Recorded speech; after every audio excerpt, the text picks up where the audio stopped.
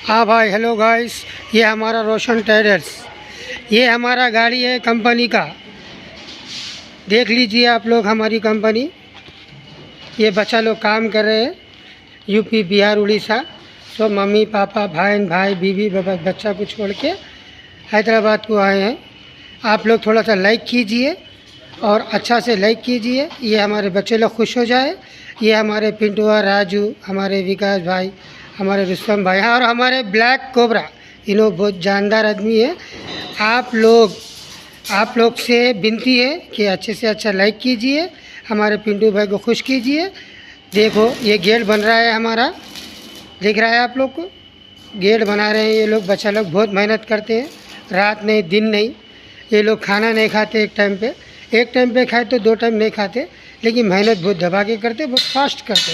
देखो आप लोग मेरे भाई कितना मेहनत कर रहे हैं ये लोग। लंच भी नहीं किया ये लोग, सुबह से मेहनत कर रहे। देखो दया कीजिए, अच्छे से अच्छा लाइक कीजिए।